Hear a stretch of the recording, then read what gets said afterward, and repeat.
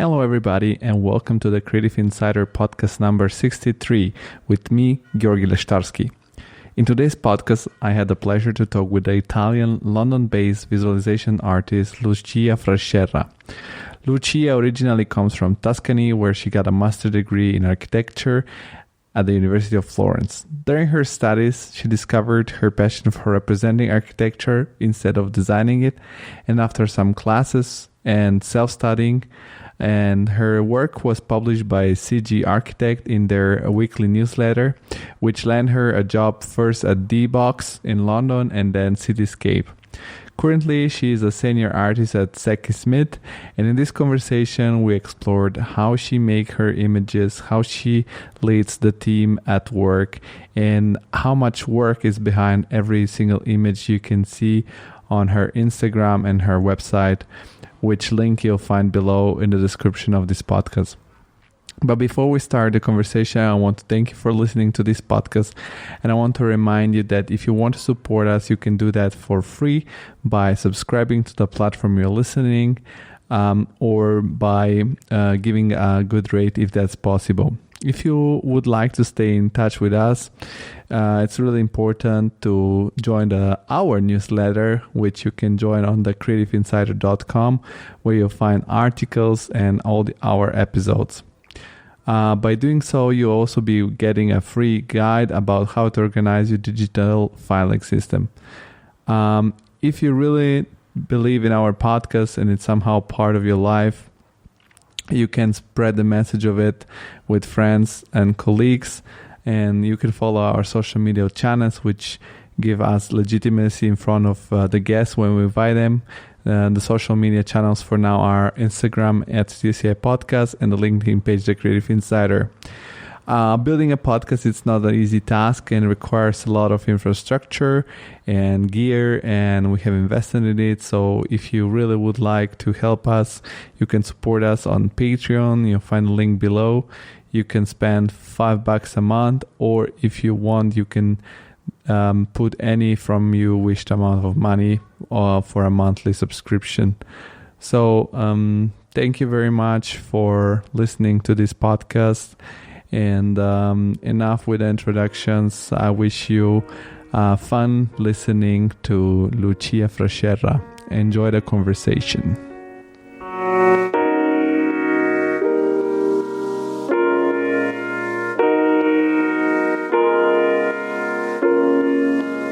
The whole world stops just like that.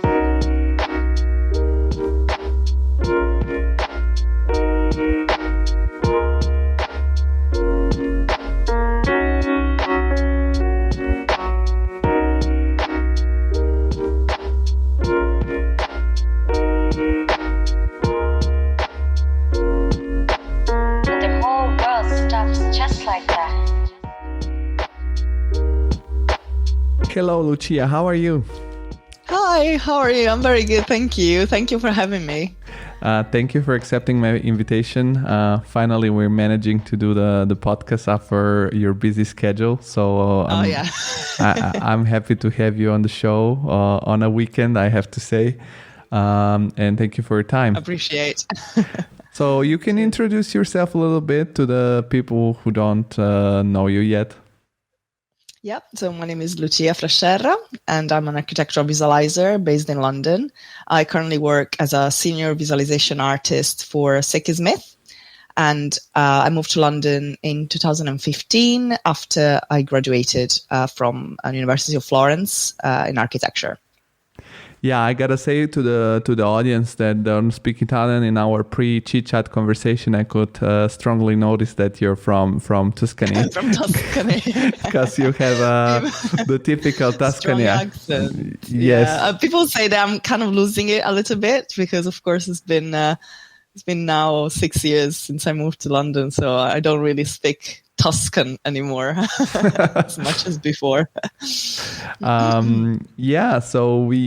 want to start as with everybody from the beginning, and I'm curious. So you are in the archviz, but I want to go back to the beginning and ask you when was the moment in your life, or what was the trigger in your life that made you want to become a professional, educated architect, creative? Was like a family deal? Was it yourself that you somehow found it? How did it happen? Well, that's interesting because none of my family members is an architect or into architecture or whatsoever. So it's kind of a new thing in my family. My dad wanted me to become either a doctor or join the Italian Navy or what was it? Or like a lawyer or something. So like architecture, no, an engineer because he's an engineer. So architecture was not really in the plan, but I said, I don't care. I loved art, and I went to art high school. So I got like to know more like classic art, which I really love. And then I realized that I really loved also the technical part of, architecture and stuff. And I found that, architecture is the perfect combination, of art and technicality, if you know what I mean. And no, I think it's great. And I think architecture is one of the most beautiful form of art. So basically I decided when probably was maybe the fourth year of my high school, that I wanted to join enroll to an architectural school, which was one of the most amazing time of my life, to be honest. When I finally got into it, and I was so excited. It was very hard because I had to commute kind of 2 hours every day, or 2 hours to go and 2 hours to go back, so 4 hours every day to go to Florence, because I'm originally from Livorno, which is like 2 hours ish from Florence, and Florence is actually a very good university, and I really enjoyed it. It was very hard, but I loved it. And then after basically a few years, I just realized that, people who presented their projects into architectural school, if they, presented them using images and using, renders in that case, back then it was quite basic, especially in Italy, I don't know, in other parts of the world, but the people kind of started a bit to understand what render was. So I realized that people were getting better grades at their exams because they could explain their projects better if they did, these images with the computer. And until I think the second or probably a third year of university, I never really used 3D software whatsoever. So all of my knowledge comes, from maybe the third year in university, when I realized that I really needed to learn, because otherwise I would be, left out in this world that's constantly changing and evolving. So I was teaching myself, watching tutorials. And at that point, it was kind of just a tool. It was nothing like more than that, really. It was just a tool to achieve a result, to get better grades, and that's it. So I was teaching myself like SketchUp, and there was no such a thing as V-Ray back then. Probably there was, but not like mainstream in the university culture. Everybody was using either SketchUp or Atlantis or Rhino. But and then I went from using like I think at the beginning SketchUp, then ArchiCAD, but with the built-in rendering engine. So it was, I'm terribly sorry to say that, but the built-in render engine of ArchiCAD back then, it was absolutely like horrible. So I have like some of my first renders done with that. It was like insanely bad, but actually was considered to be fairly good back then. So maybe the standard was incredibly like low, which is totally possible.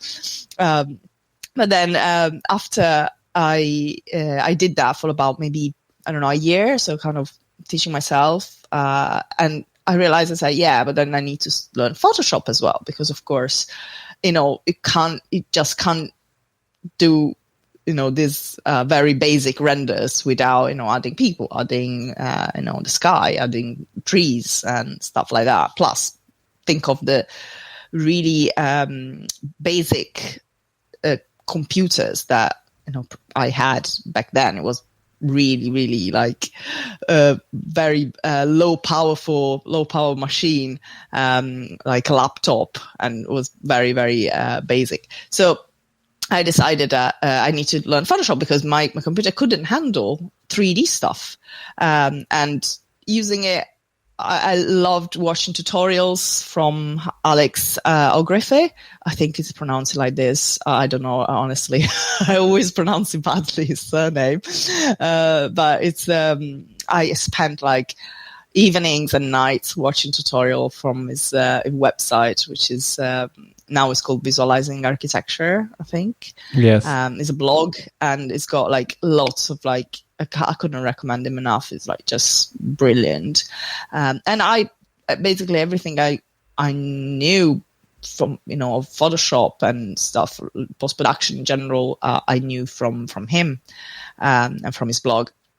So that's kind of the time when I started to realize that this was something I really enjoyed doing. I kind of loved the process, but I loved even more the end, the representation, the graphics, putting all these images onto paper, printing it was the best part of the process. And at some point I found, I had like a light bulb moment when I found the website of Mir. Of course, if you don't know, Mir is one of the most amazing studios based in Norway, and they back in 2007, I think they were just groundbreaking what they were doing. I couldn't believe that the images they were doing, they were actually not real, not photos, and they were just mind-blowing. And I loved it so much. And I was like, oh my God, I really need to do this. I want to do this as a job, and you can imagine that, realizing that, and just about to finish architecture, after 5 years of my parents paying the fees of architecture, and I mean, especially my dad was not particularly impressed. Let's just say that I decided to become a 3D artist after like 5 years of architecture. But I really I said, you know what, I think we do work for the major part of our lives, and we have 8 hours minimum a day that we go to work. We need to do something that we actually love. And I said, I love this. I just want to do this. And I think I'm an incredibly lucky person, because not many people can say that they love their job as much as I do. And to be fair, I have to say that I met so many people who love their jobs in this industry, because I think you need to love this to be able to, do the late nights, and to be able to have, it's quite stressful sometimes, and you really need to love this to put up with it, I have to say. But yeah, so it was from the moment that I saw Mir website and Mir images that I actually realized that I wanted to do this as a job. Yeah, so far from your story, I can hear a lot of similarities with my personal story, because I also needed to commute because I studied in Rome. I also 2 hours back and forth, and I discovered this website through Federico Biancullo's blog, because at the university we found out his blog, and there were these articles about where to find tutorials, and where to find how to represent architecture. And then I realized also that all the pictures that we see of the projects on the architectural firms comes from these visualization studios, you start investigating and finding one piece after the other.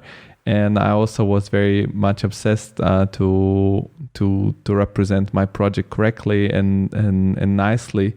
But then further on in my career, I opted to stay in the field where I still participate more into the actual design of the projects. Sure. But I have a big admiration for the people who are in archviz because they make our project marketable, so to say. We give them these sometimes pretty messy 3D models, and they pull out of it the images. You can see. I'm sure you have some love and hate relationship with us architects. Mostly hate.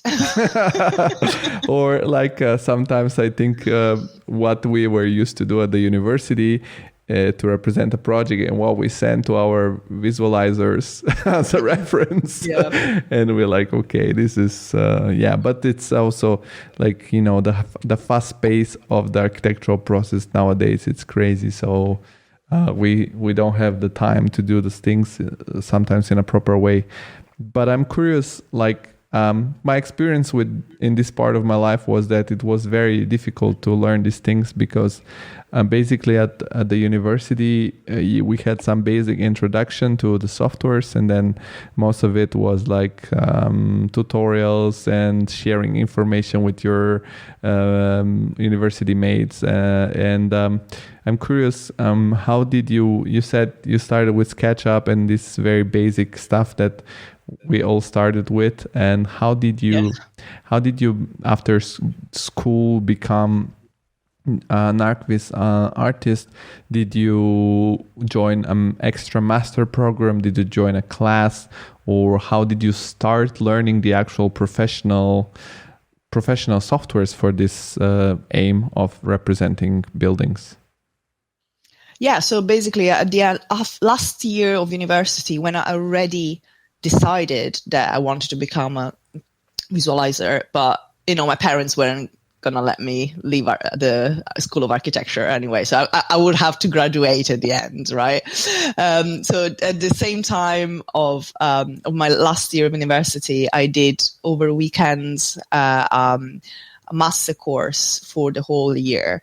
It was a school based in Florence. It was called InRender. I'm not sure if it's still there.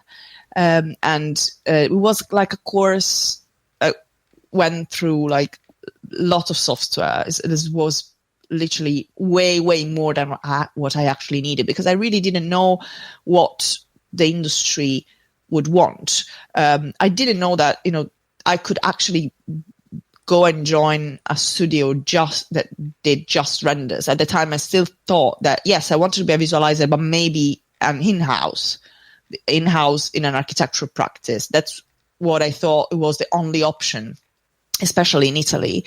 I didn't know that there were, studios with, like just doing just that, except for Mir. I knew Peter Guthrie, but I didn't know anybody else.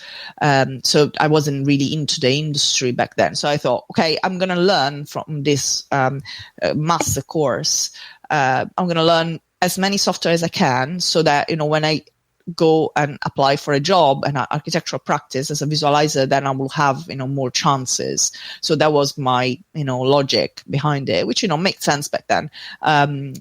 Of course, I didn't need to know like random software that, at the end of the day, what I really needed was, 3ds Max, V-Ray.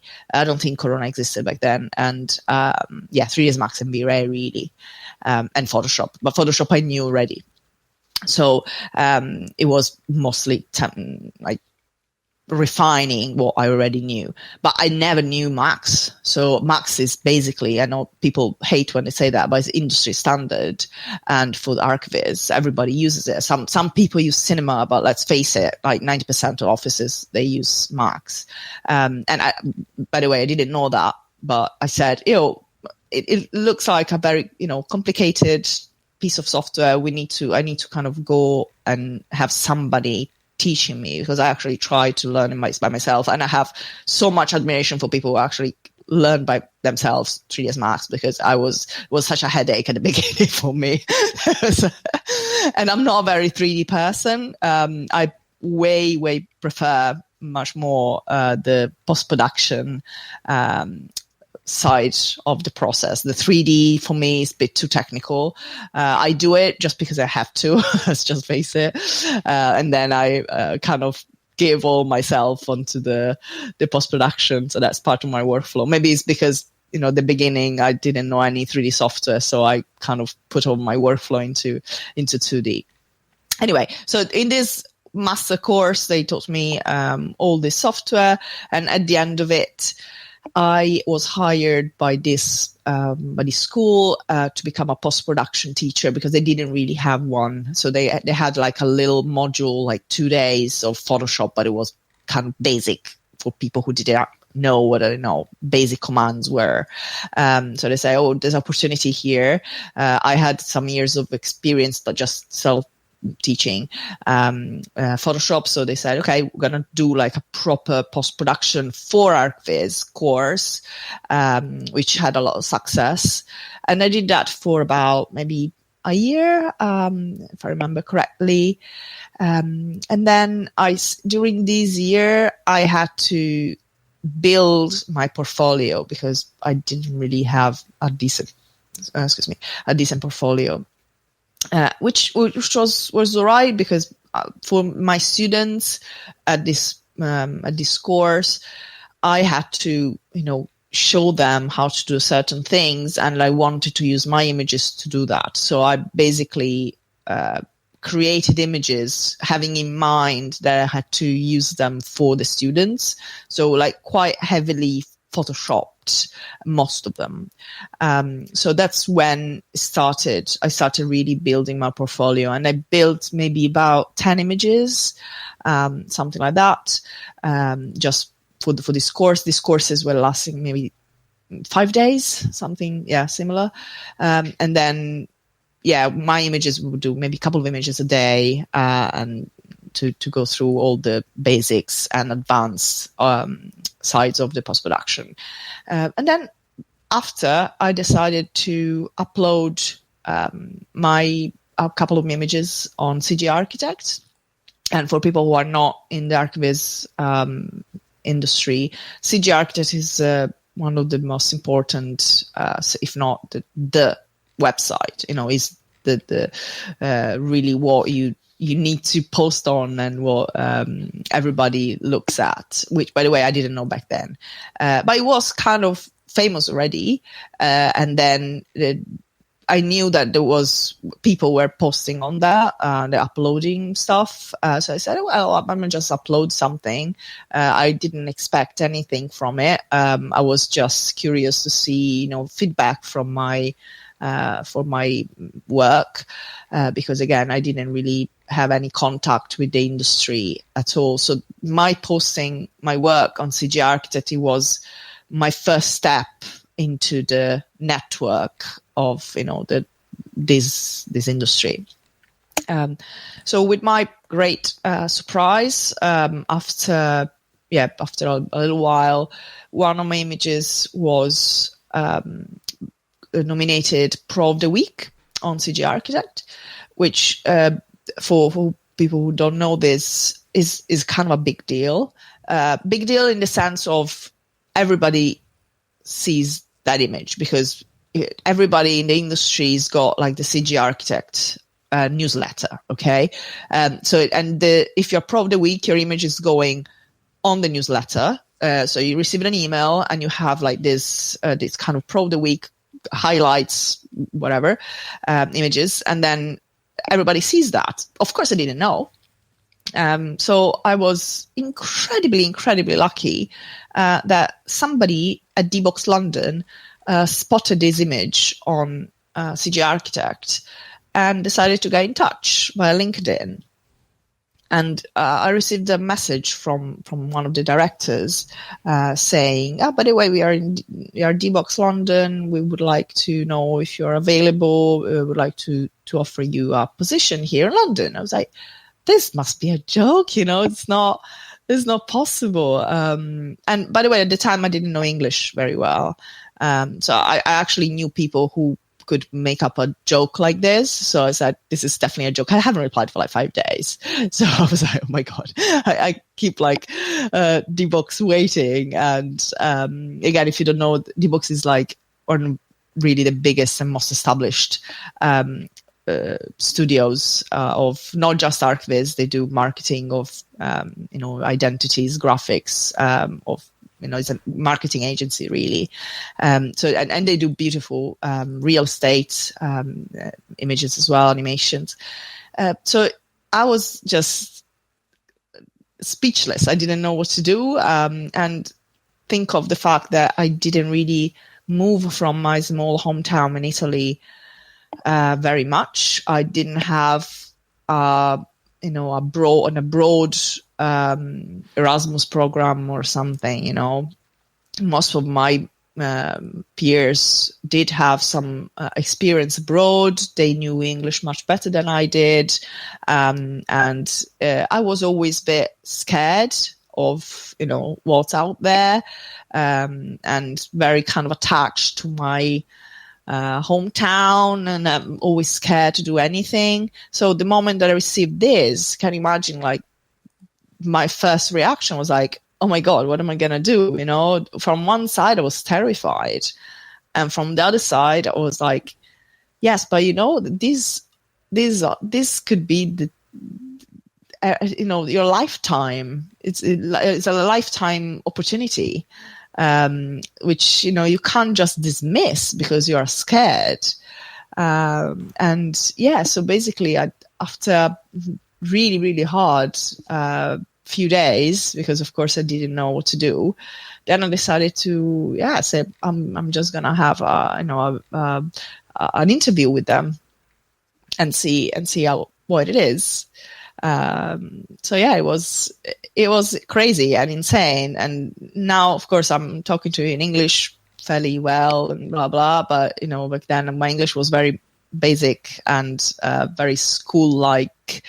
So my internet connection at home was not great. So when I had this interview on Skype with these people, very British accent, and then internet connection was breaking up. It was honestly so scary. I could not describe. I have no idea how I managed to pull it off. I honestly have no idea. They asked me about one image, which was called, one of my images called Summer is Coming, which, by the way, was the first image of my portfolio. And I started to talk about another image called Summer in the City, because I don't really have a lot of imagination for naming my images. So they both had this summer thing in the title. So I said, I started to talk about the other image because I misunderstood. It was, now I think about it, it's a bit hilarious, but back then it was not. It was so embarrassing. I honestly don't know what happened, but they decided to offer me a job. So here I am. I moved after a couple of months, I think, to London, and I'm still here. And how did your dad react to this job opportunity you got in London after he was so skeptical about your idea of becoming a professional archviz artist? And how did your whole family reacted to this? Yeah, so it's crazy because I don't even know if they understand now what I'm doing. To be honest, it's quite difficult to explain. But especially now after 6 years that I do this, maybe they understand. But back then they didn't understand anything. Like, they said, what on earth is this? Like, artist, 3D artist, what is that? Artist in Italy, you probably know. I mean, if you say you're an artist, I say, yes, but what do you do in your full-time job? Like, it's not considered to be by the mainstream as like a profession. So my dad was like, at the beginning I was like, what on earth is going on? Like, you decided to kind of not use your degree, because of course your degree can help being an archviz artist, but it's not necessary, right? You don't need to have a master's degree in architecture to be an archviz artist. So he thought that maybe, my degree was wasted. And then he realized, and he started to say, oh, no, you need to be an architect and you need to go abroad because, abroad you have opportunities, blah, blah. So he always said that I needed to go abroad, but I never wanted to go. After I decided to become a 3D artist, visualizer, and I got this job.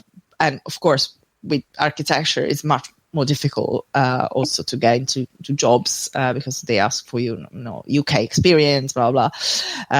So even if I wanted to, it would have been much more difficult.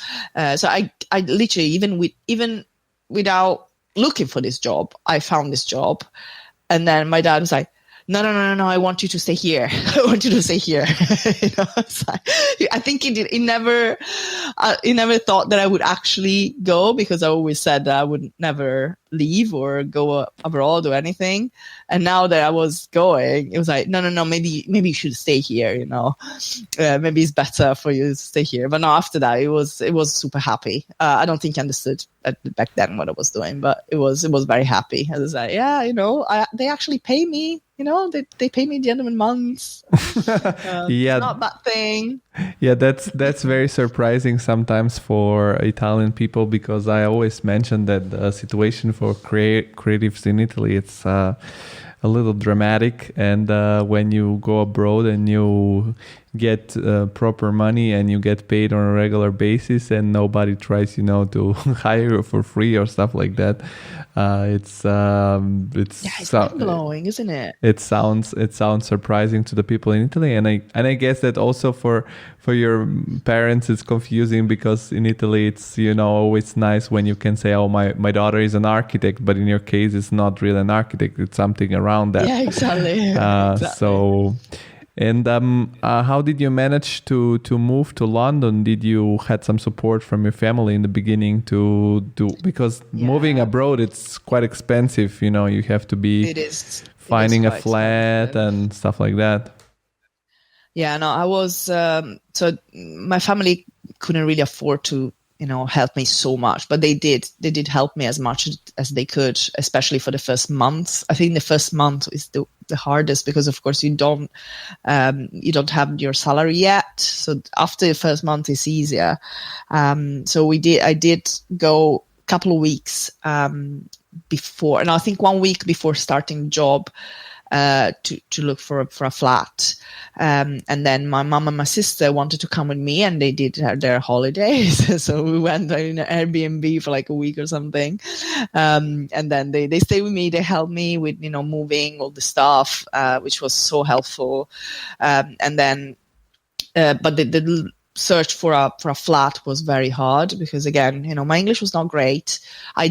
Of course, I was looking online for advice on how to do this. So since probably a month before, I was constantly on like websites and stuff, but it's so hard when you're not there.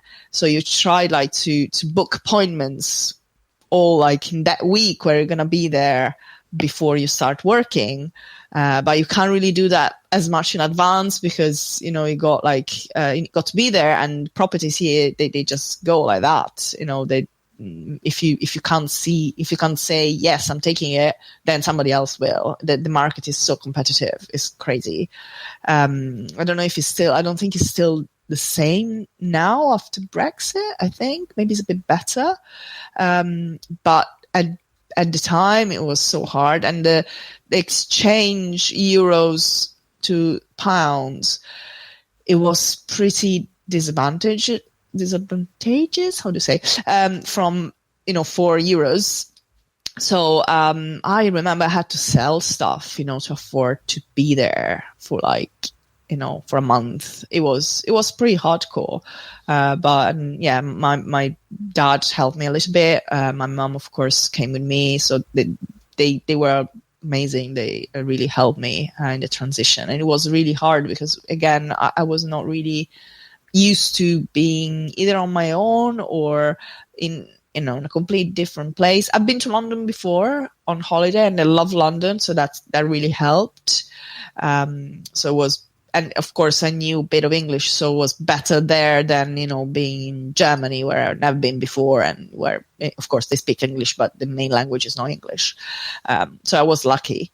And also I was lucky because the first week when there was there, it was like super good weather. So I didn't have the shock of coming here after living in Italy, and then coming here and having like horrible weather all week. And And so it was, it was pretty hard, but I managed to find friends straight away. Thank to my mom, actually, because she was so not sad, but she was kind of very excited for me to go, but she was also sad because it was kind of very sudden, so she never thought that I would move away so far away. So she was like, "Oh my God, Mom, oh my God, what am I going to do without you? You know, and what about my grandchildren?" And Mom, what grandchildren? I don't even have a boyfriend. What are you talking about? So, I'm never going to see my grandchildren. There's no grandchildren. Honestly. This is classic Italian mom leaving their kids going abroad. So funny. And what was that was the personal impact. Of course, it's stressful, like the first impact to moving in another country. For me, I moved to Germany from Italy, but for me it was easier because I'm the kid of Bulgarian immigrants who went to Italy, so I'm second generation of people who move around. So for me, it was kind of really, I knew everything I should have gone through, and that was easy on the personal level.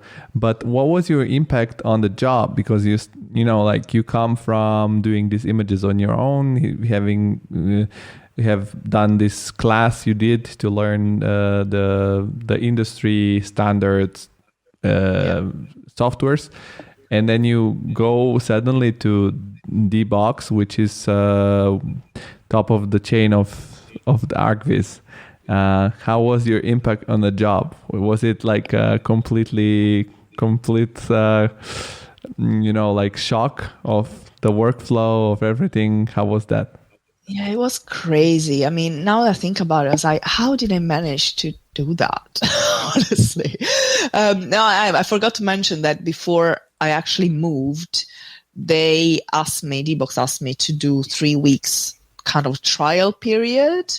So I was there technically as a freelancer. So like they paid me as a freelancer for being there 3 weeks. They provided me like with a house, like a little studio flat in London. They paid for my travels. I was like, this is insane. Like, I don't know anybody like in this in architecture that had this treatment in Italy.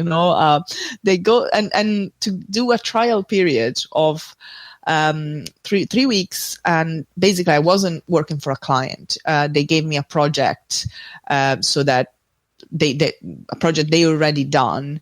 So they gave me like a fake project to do, let's say, and they told me to do kind of a couple of images in like these 3 weeks to see how I would, I would react and, to explain the workflow and everything, which was incredibly helpful because when I moved back, for good, then I knew already what to expect. It was not like complete shock. But of course it was a bit of a shock because it's different working on your own than working on a big company with, a structure. I never really had a proper job before. Of course I was teaching, but I was doing a bit of freelancing on the side, but I was always, studying. So that was like really, really the first job for me, which was great. And then they taught me so much. They were like so nice and supportive. And it was, of course, like a big change. And I remember the first weeks, they felt like they lasted forever. It was so kind of intense. All my senses were alert. And also because of the English, because, I couldn't really be part of conversations. When I went to the lunch table, I had to have my lunch. I was lucky because there were a few Italian people there who are still some of my best friends. And they were helping me out with many things.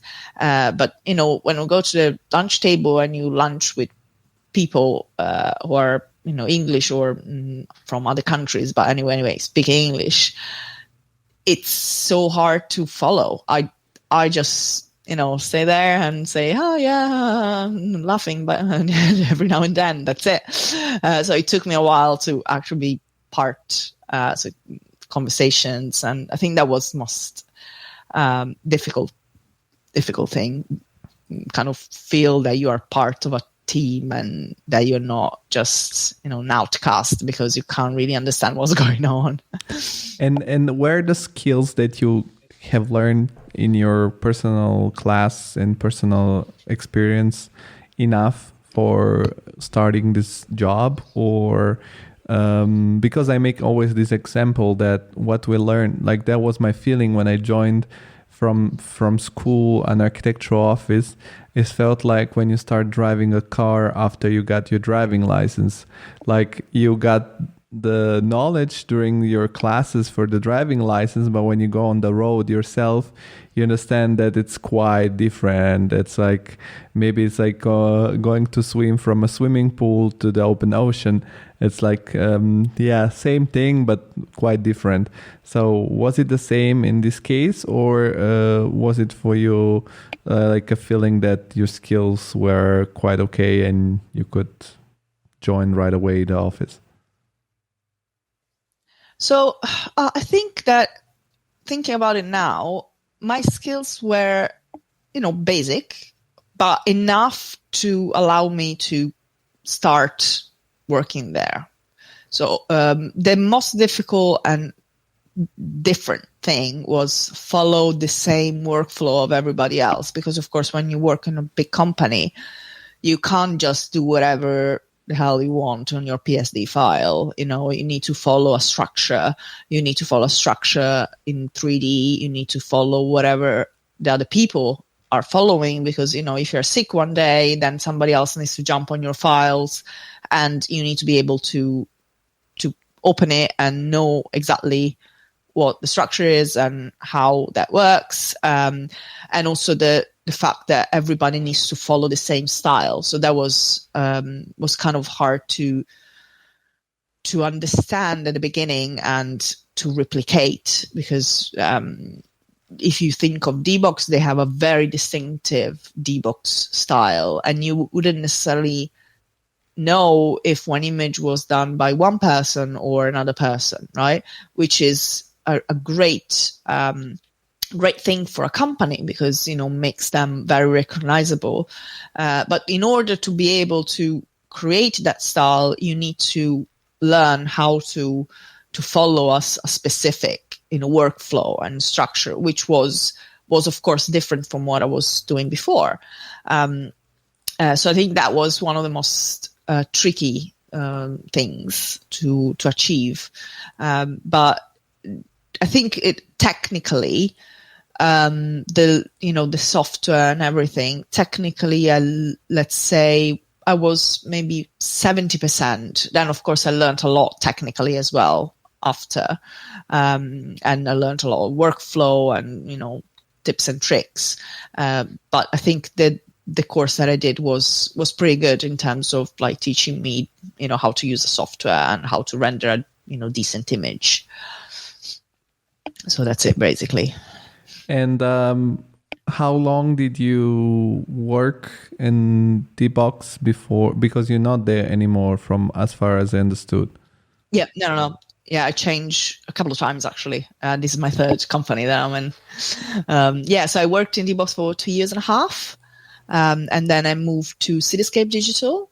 And then now I am in Smith. So when I moved to Cityscape, so I was already a senior artist at that point, but I wanted to, have a bit more of contact with clients, which in DBox, of course, is a very structured company, and I didn't really have necessarily as much contact with the clients that I wanted to.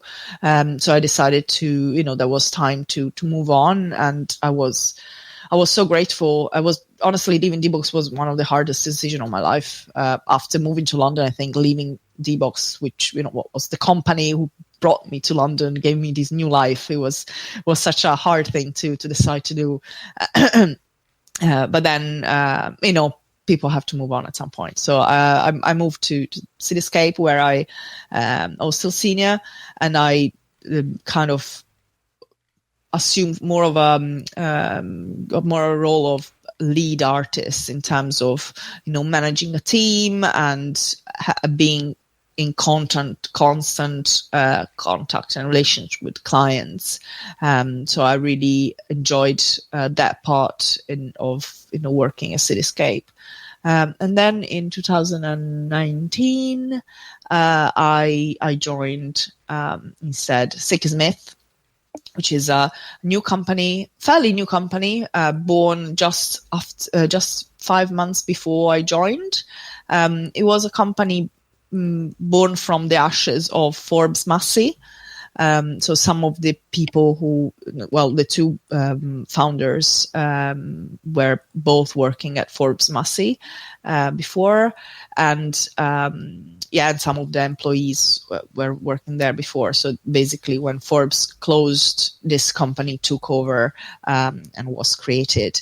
One of the two owners was one of my friends from university. So we always been in touch over the years, and I know him very well. And then at some point, they were looking for somebody, and I was looking for, new challenges. So decided, let's try this. And I really loved their, our now style, and very, very kind of painterly, more artistic, and a lot of Photoshop and post-production involved, which as I mentioned, I really enjoy doing. So I'm incredibly happy there, and now I've been working there for about 1.5 years, kind of like that. So it's it's great. You mentioned that in your second job you had the opportunity to communicate more with the client, to lead a team. I'm curious, what are your lessons that you took of this experience?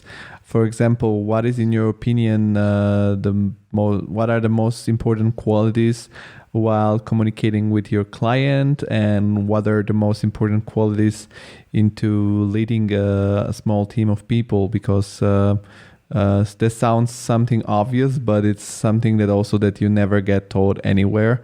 So what is your personal experience with those two topics? So I think for to kind of manage a team, I think leading by example is the most important thing. So your team members need to see you as their leaders, not just as a micromanaging entity there.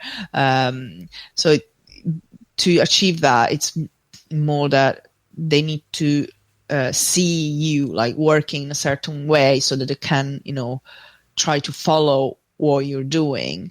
And let's say if you don't want your junior people to stay and work late, for example, you should teach them how to manage their time, and asking for feedback. And one other thing that is kind of, I think, hard with a small team is giving negative feedback, because sometimes it's really hard. Giving good feedback is easy, but giving negative feedback is really hard, and you don't want to crush your team or your people. But people make mistakes, so how do you do that? And of course I think that's something that I'm still learning how to achieve. But I think that's, if you want to be a good leader, you definitely need to lead by example, and being able to give feedback, either positive, which sometimes people forget to give positive feedback, which I think is incredibly important to do, because they boost the morale, and especially when we do work on a really hard project, it's kind of and it requires a lot of energy. Then if you don't give good feedback, people will think that you give taken for granted. So that's one thing. And then the other thing, of course, trying to give like constructive feedback, and in terms, not negative feedback is probably not the correct word, constructive feedback. in the right way. So I think that's it. And for the communication with clients, I think most of it is trying to be to reach balance between being open to what clients needs and trying to understand what the client needs, but not necessarily give in onto everything that the client thinks they need. Because of course, we need to understand that we are the professionals here. The clients come to us because, they want a service, and if they could do this service themselves, then they wouldn't have come to us, if it makes sense. So understanding that, you need to be firm in certain things so the client will respect you more for that. So I think that's very important. It's not easy. I'm not saying that's easy because especially some clients might definitely respond better to this, but some others, they just don't. So you need to also understand the difference between these two, I think. And in all of this journey that you have been going through since, you said 2015, you moved to London, right? Yeah. Did you have also on the personal level some, cultural shock or cultural changes you needed to go through since, for example, I moved from Italy to Germany, and the culture in living in the country, it's quite different than in Italy. For you, on your personal level, was there something that you needed to change within your character or your way of living or your way of seeing on things in life that have changed you in a positive way or in a negative way? Or what is your experience with the UK coming from Italy? Yes, it is different. Let's just say that. I think the most different thing is that meeting new people and making new friendships among, local people, I found it incredibly difficult. So I was lucky because I had so many people that I managed to meet, but was mainly literally 98% Italian people. So even now, all of my friends are Italian. I mean, of course, I have some English friends, but very few compared to like the majority of my friends. And when I moved here, actually, they were almost all of them Italian.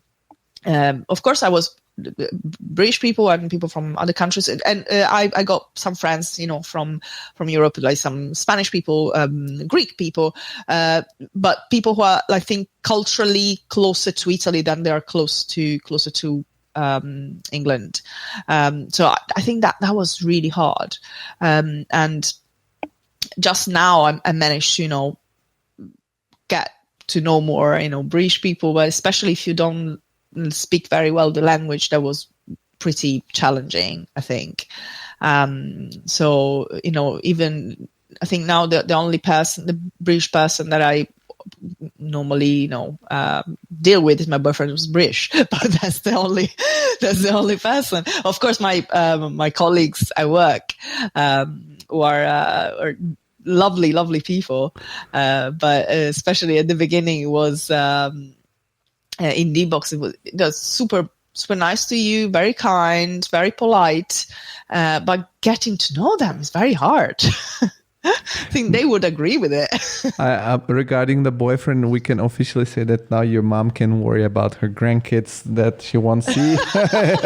Well, I just got a dog. I think for the moment, the dog is our grandchild. She hasn't met the dog yet, but my dog is definitely my daughter. So it's a naughty golden retriever. Yeah. Has something changed for you since Brexit, like that you have really felt that has changed only on work level, on business level, on like personal level? Is it harder to move around between Europe and the European Union and England? So, in terms of harder to move around, unfortunately, I have no idea because I haven't moved because of COVID, of course. I haven't moved for a year. So I haven't seen my family for a year, which is heartbreaking.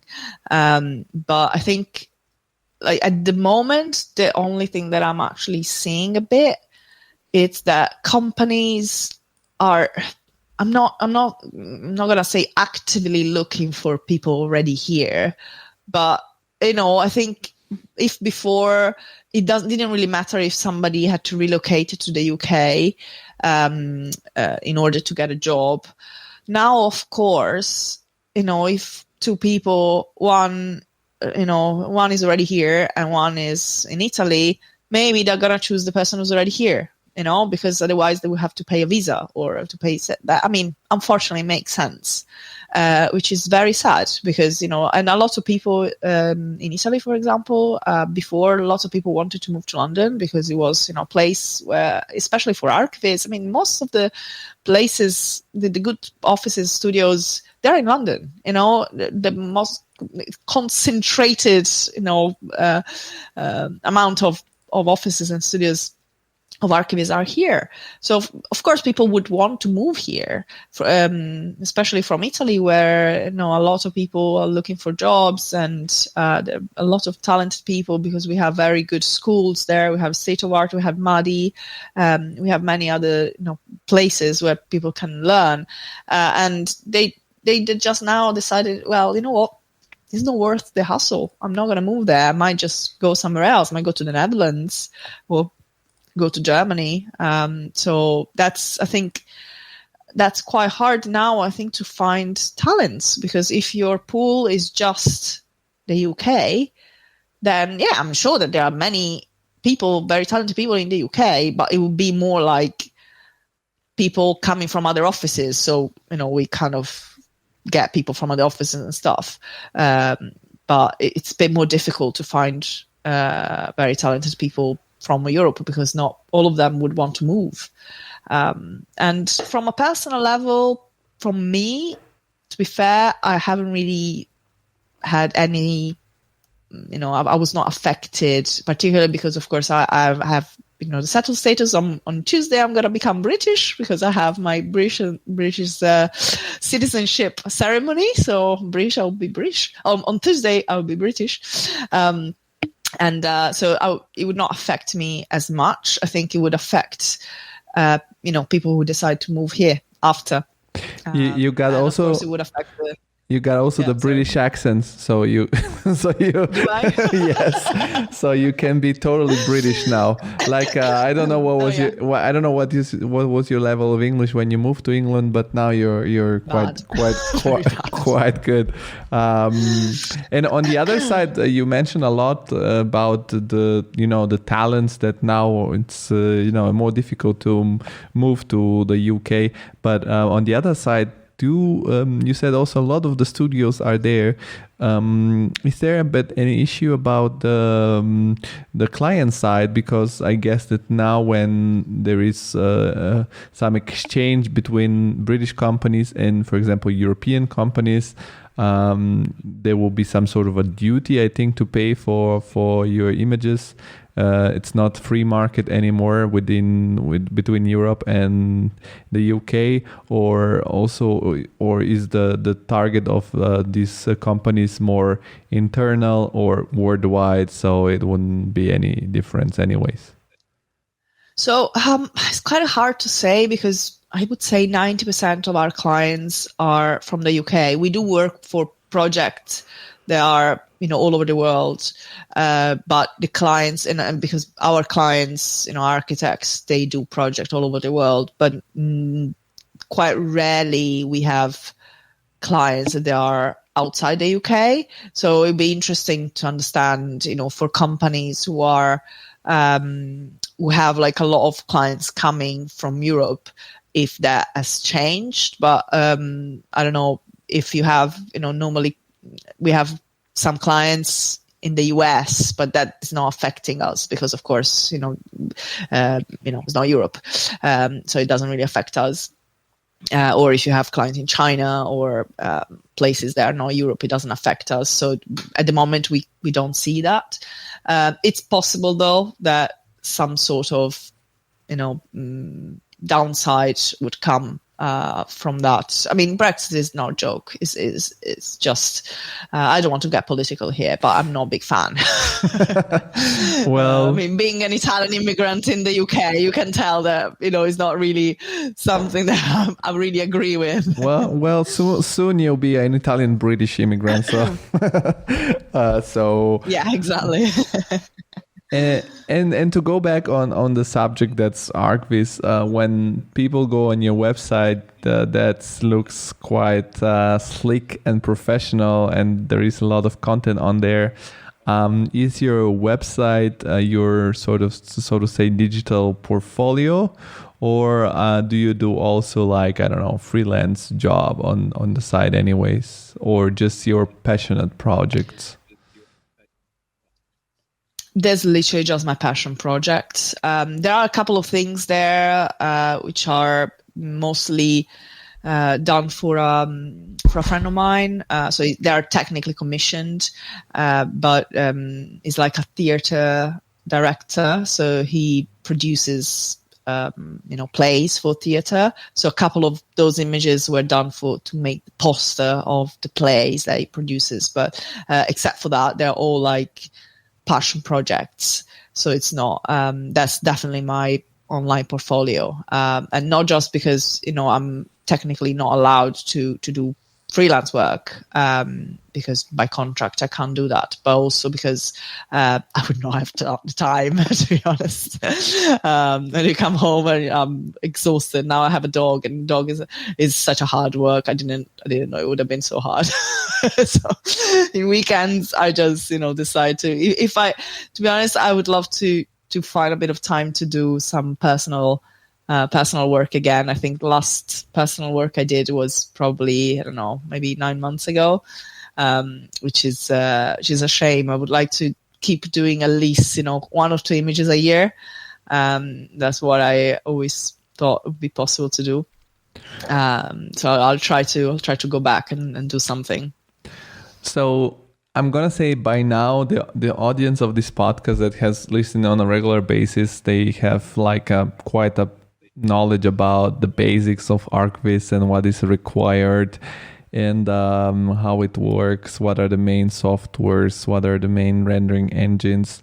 What I find super interesting on your website, it's the news page, because on the news page you can see all the media we were sort of broadcasted on, and there are also some breakdowns of your passionate projects, which there is sort of this timeline of how a project develops from a sketch to something rudimental to a 3D model to the final post-produced image. So I'm curious. So what is your workflow for those images? How do you come up with the ideas? And also, if you can go more specific on what is the technical part, because basics are 3ds Max and V-Ray or Corona Render, as you said, but also from my personal friendship with people from archviz, I know that aligned to these two tools, there are multiples, add-ons, scripts, whatever you can use in this mix. So yeah, how do you come up with this project, and what tools do you use to make them in the form we see them?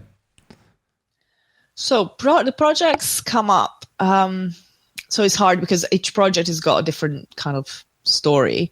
The very early project I did, I just started, with a pencil and paper, just sketching random architecture, just to put into use my architecture degree. So there are like most of them just fake building that I made up myself. And of course, you model just a bit that you see. You don't care about the rest, which is fine. So that's the very early ones.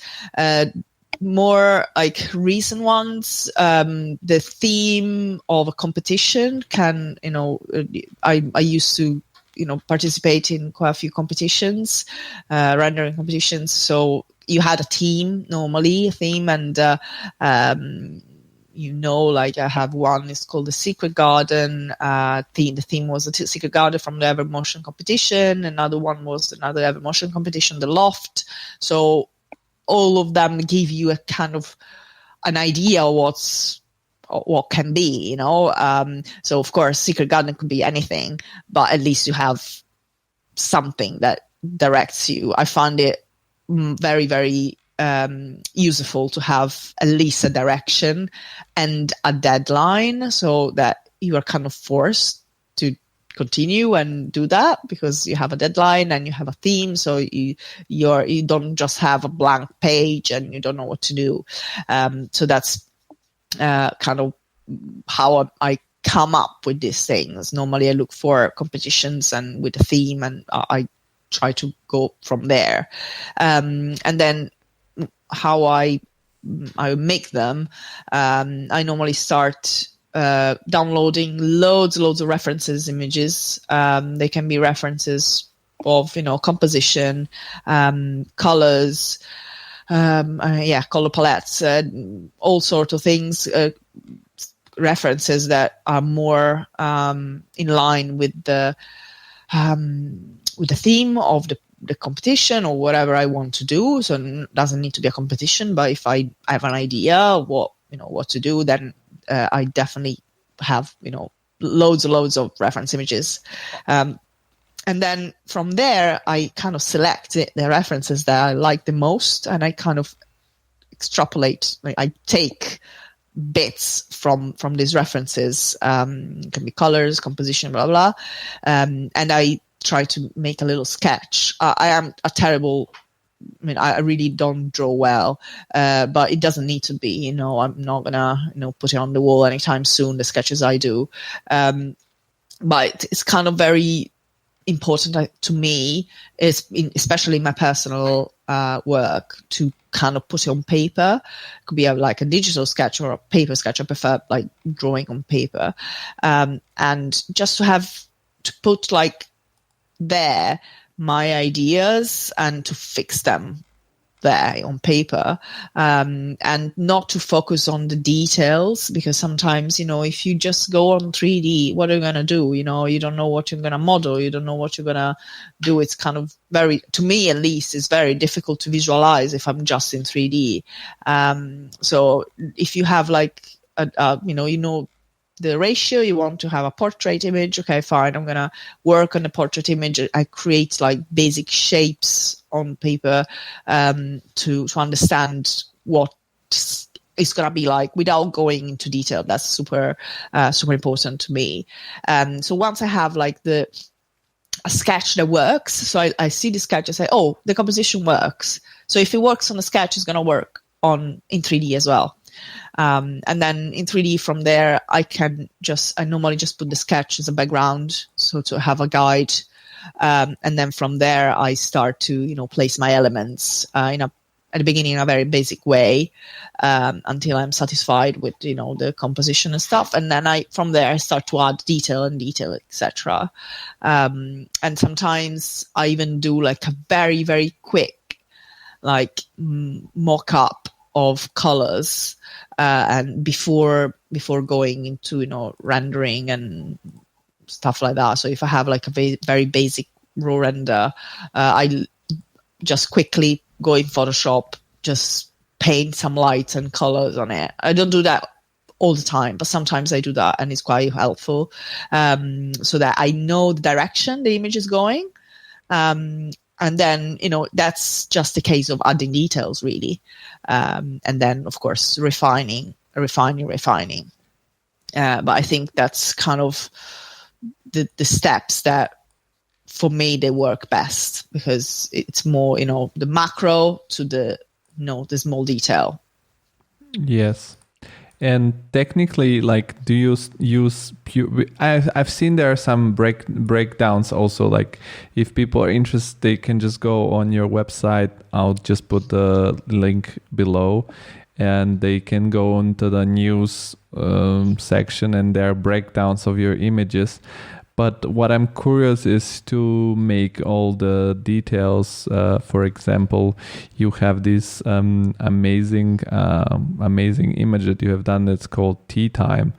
And to create, or you have done some other images which are the very, like you see how they start from this simple sketch, from this simple idea. And when you open the image and you start looking, when you start observing the image in detail, you can find some little details that add, quality to the image, some randomness in the image that makes it very real. Like it would be in a real apartment to have something cluttered around, or to have some spot on the wall and things like that. So I'm curious, do you use a part of the main tool, which are Max plus V-Ray or Corona, some other add-ons that generate patterns of something, that generates to build the materials? What do you use? Or is it all Photoshop? What is your technical workflow for these little details that if somebody observes your images can notice the naturality, the nature of the picture? Well, it's definitely Photoshop for me. So I use sometimes Corona. Lately, I've been using Corona a bit more. I use, of course, 3ds Max. V-Ray I've used for the vast majority of my images. But yeah, probably last 3 or 4 images I've done. I've done them in Corona. But except for that, everything else is. I don't use any, plugins or I can use Forest Pack or the floor generators, like very kind of universal things that everybody kind of uses. But it's not nothing like very niche or very specific for certain things. When I add the details, I always do that in Photoshop, and I love like photographing objects, something that I actually learned from DBox. They do that a lot, like especially if you look at Tea Time, which is in a very curious way, is the first image that I did after I moved to London and after I joined DBox. So I think you can tell that there is kind of a step forward from what I did before, I think, because they know the photographic of the person, the photography of the objects. There are a few objects there, like the little cloth or tiny details and stuff. They're all like photographic, so they're not 3D. And all the breakdown that you can see, there is just post-production. So basically the first frame of the breakdown is the raw render, and then you can see the post-production workflow that I do. So it's definitely, I would say my images they are like 70% post-production. Some of them a bit less, I have to say. Like there is one that is called Before You Go. That's mostly 3D, except for the 2 people on the bed. So it's an image, like portrait image of 2 people in bed, and a lot of stuff in the apartment they are in. And the only thing that is Photoshop is really the 2 people.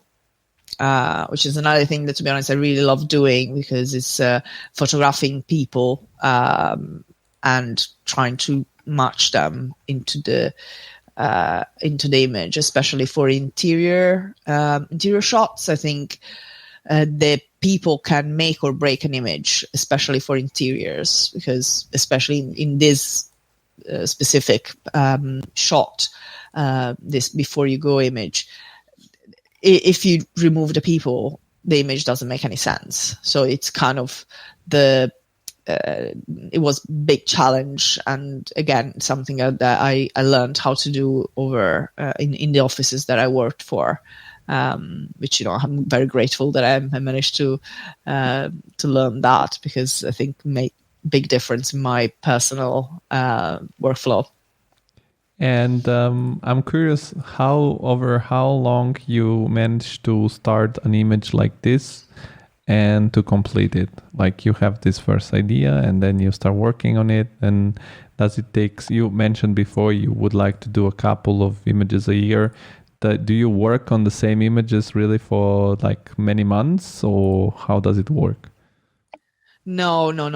I would say the maximum that I worked on an image was maybe a month, something like that, because I get very impatient. I just want to finish it. I can't look at the same image over and over again. And when I say a month, it's probably 1 day a week, 2 days a week in the weekends. So it's not a month. It's like, I don't know, maybe 5 days, 7 days, something like that.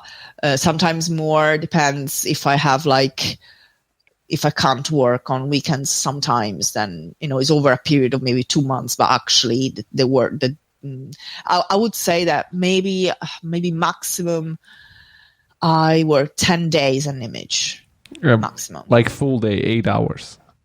Full day, exactly. Maybe more than 8 hours. But yeah. Okay. No, but it depends. Like, again, sometimes maybe a day just work half a day because the rest of the day I have something else to do. But it's kind of difficult to give like a timing. But for example, I never really. For example, this image before you go, which is so to say the latest one. For example, for this one, around how much time did you need to make it? Well, that's not really the latest one. I made that in 2018, I think, which is probably, it's honestly hard to tell. I would say probably 5 days to do the basic thing. It took maybe a couple of days for the people, because of course I needed to do the photo shoot. So 1 day was for the photo shoot, and maybe half a day to prepare it, and then the other half a day to actually do it, and another day to put the people in, selecting the correct image, and get them to match. So I would say probably 7 to 8 days. Something like that. And this is just because I'm very kind of picky and I want to find the correct, objects, and all the objects in this image have a story related to the play, because this is one of the images I made for a play that I was mentioning earlier, a play called Fish Eye. And so there is a story behind this. So of course, I read the script because before doing this image, and of course, I talked to my friend, the producer, and we went through the ideas, and all the objects and stuff. They have a meaning related to the play. So I really wanted people who know the play to kind of see this and see, that's what happens, And is it all the 3D stuff that we see on the picture? You have modeled them yourself, or? No, I'm not a modeler. I have to say that I'm really not a modeler. So I almost model nothing. I can't take credit for this. I look for online for resources that I can download. So I spent quite a lot of time in finding the right thing. Something I really like doing, researching and finding the right thing. But for example, in this image, all the 3D, it's almost all 3D except for there is a rucksack on the bed, just under the table. That's photography. There are some bits and pieces on the floor. There are bits of photography, like some tiny elements, and then there is of course the bed, the bed sheets and the pillow and the people on top of it. So it was all one photo on that. No, but it's really curious because it's on the first side, the image looks amazing, and then when you start looking at the image more, in the different spots, you can see the box with the shoes, with the laptops, with the pictures. Then there is a passport on the table which is slightly open. It's not just a passport. There is the pizza box which is also slightly open. So these are stuff that you cannot you have to kind of personalize for this image or relate, and then there is all the texturing. And so you can see this is like when you start looking into it, it's really, there are a lot of tiny details that really make the image really real. Like really, you can imagine what is going on in the scene. And for me, it was really curious to know what is the time behind it, because we live in this snappy world where we see this snap, and maybe people who see it think, oh, I would like to do the same thing, but they're impatient. So I wanted to also, ask you personally, so that people know that behind such an image there is a lot of work and a lot of and a lot of technicalities, as you said. And do you have also some personal hardware to do these images? Because as I know, Macs and renderings require quite a computational power. Do you have a workstation at home for yourself, or what gear do you use? Yeah, I do. But to be fair, I had it's like fairly average. It's not super powerful machine, I have to say, because if you see all of my images, they are not crazy heavy scenes. So the reason why at work, of course, we need a really powerful machine is that because, you handle master plans, like lots of forests, lots of trees, lots of elements and big, buildings, skyscrapers and stuff. I don't do that. I mean, if you see my images are all kind of very simple scenes. They're not crazy, and I don't have any interest in doing anything crazy anytime soon. So it's since, I don't know, maybe a couple of years ago, I was working with a laptop, which was a fairly decent laptop, but still a laptop, nothing really crazy. So now I have a workstation, which is perfectly fine, but again, nothing absurdly powerful. So probably I wouldn't be able to do what I do at work with this workstation, but I don't need it. I just need, and I work so much in Photoshop, so it doesn't really matter. And because I do this for myself, so I don't need to have a render in an hour. Right. So, I mean, at work, we send a render, a couple of hours later it's done, or an hour later it's done. Here, send it overnight. I don't care. It takes a bit longer, but it doesn't really matter. Another thing, maybe the last question that I'm very interested into is when I visit your website and I notice again, and under news, you can see that you have participated into many. You said yourself you participated in some competitions, and then you've been participated in some conferences, among other the D2 conference where we had Fabio Palvelli on the show already. What is your experience with these events, and what are your highlights personally on things that you participated? I saw you went even to Montevideo in Uruguay, and what are the topics that you break down in your speeches, and if maybe the speeches are still available online somewhere? Well, the one thing that I want to say about these conferences is that are the best thing ever. I love going to conferences, and when Fabio Palvelli asked me if I wanted to speak to the D2, I'm not even joking. That was probably one of the best days of my life. I'm serious here, and maybe follow just by the actual day when I got to speak to the D2 conference. It was one highlight of my entire career, and I still think that was the peak. I said you can't beat that. I mean, honestly, you can't beat being on the stage of D2 with 500 people listening to you. It's just the best, and it's just amazing. Our industry is kind of small, so everybody knows each other. You go there and you see all these so passionate people, and you just talk about everything rendering related, and you don't feel like a lone nerd anymore.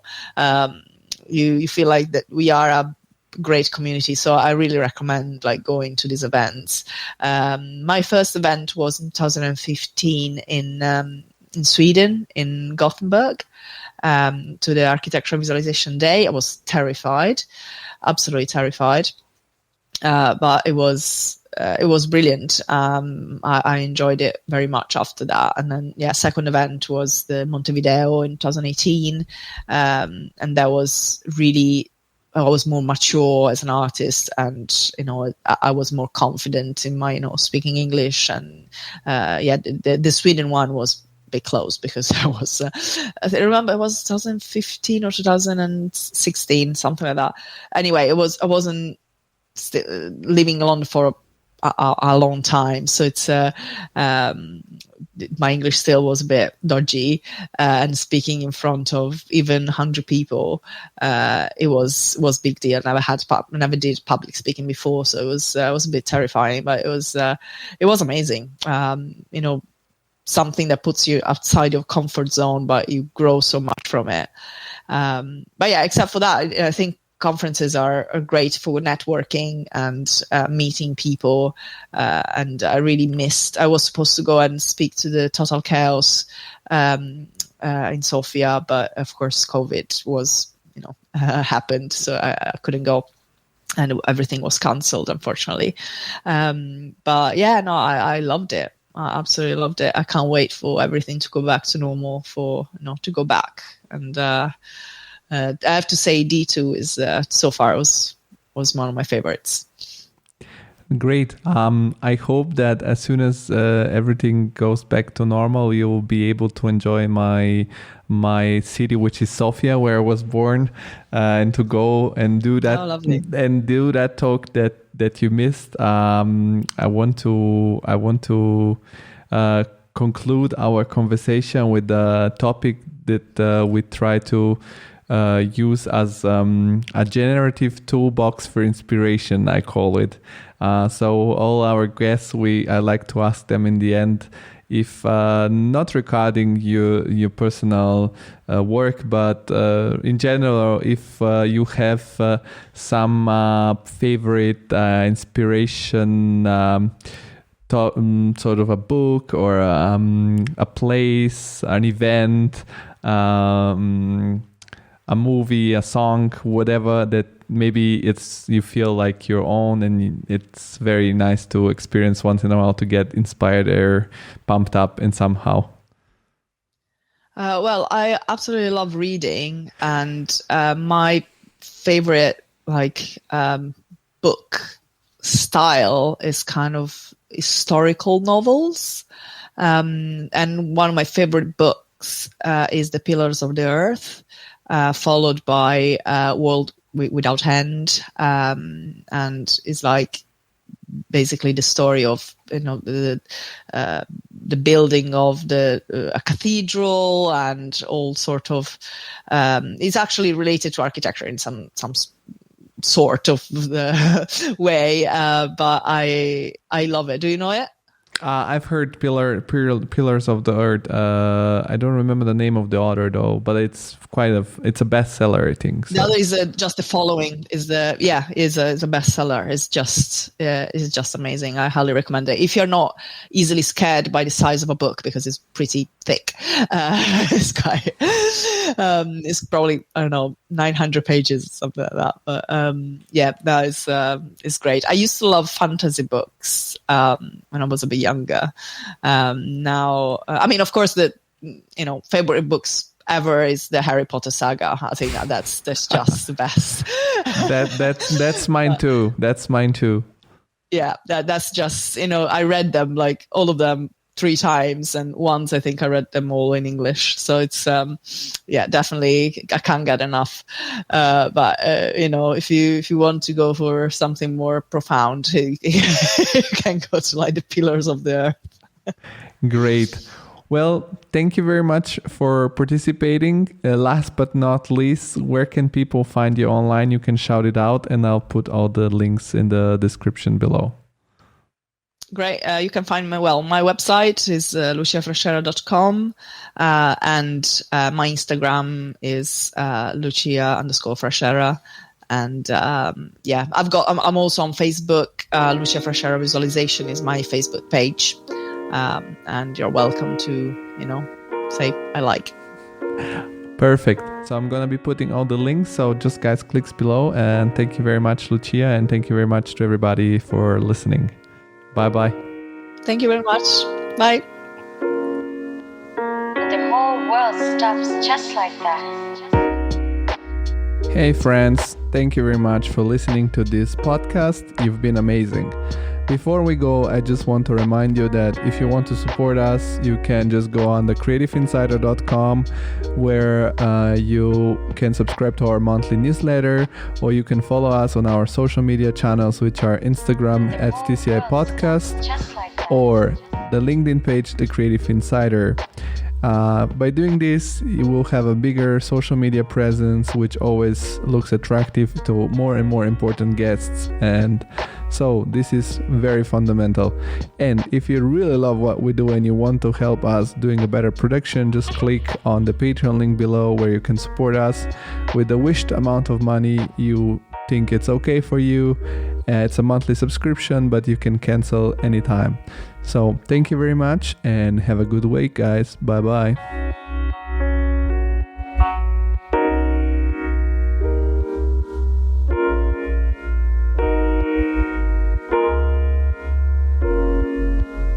The whole world stops just like that.